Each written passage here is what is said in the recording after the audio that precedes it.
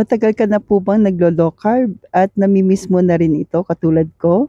So gumawa po tayo ng dark chocolate po pero lahat po ng ingredients nito ay pasok pa rin po sa ating food guide. Ang sarap nito ka low carbs.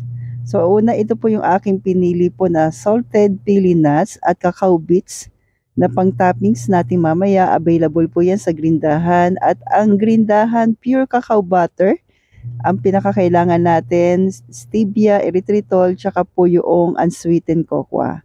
Ito po yung aking pamolde. And please don't forget to like and follow po para updated tayo sa ating mga low carb meal, low carb dessert natin, at low carb kaalaman everyday. Thank you po and God bless. Pero po paalala dun sa mga nagpapagaling pa lamang po at bago pa lamang po, mas okay na iwasan mo muna po ito.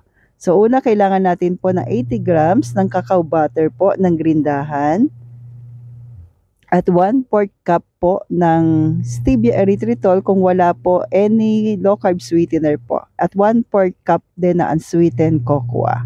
Mix mo lamang po yan ka low carbs na maigi at kailangan po natin yan na ma-mix na maayos po. So nagpapakulo na po ako ng tubig dito po that time para tunawin natin yung ating cacao butter. So, naglagay na rin ako ng pili nuts sa ating molde. Pagka walang pili nuts, pwede naman plain lang po. Ayan, pagkakulo na po yung tubig, ayan po, nilagay ko sa ibabaw yung ating stainless para po matunaw yung ating cacao butter. Para ka rin po nagtutunaw din ng chocolate. Ganyan po yung gagawin natin sa cacao butter. Ayan. So, yan po yung kailangan natin. At habang mainit pa, dahan-dahan natin ilalagay yung minix natin na stevia at unsweetened cocoa. Huwag pong bibiglain para mas maganda po yung pagkakatunaw po ng ating chocolate and sweetener. Pwede ba to sa diabetic? Yan, sa mga hindi po naglo-low carb pero diabetic din na mga followers natin, pwede po ito sa inyo. Siguraduhin lang po yung inyong sweetener po na gagamitin po ay stevia erythritol, yung walang maltodextrin, at mga iba pang sweetener na pasok po sa atin. Katulad ng allulose, yan. Golden monk fruit, pwede rin po sa atin. Monk fruit, pwede po yan. Yung mga sweetener na pasok po, ilan lamang po yan sa mga pasok sa atin.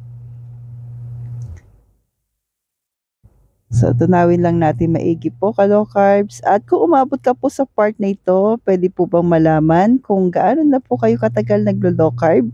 At kung hindi naman po, it's okay po. Pero pwede po ba na patuloy niyo po itong i-share po? Thank you po. Yan.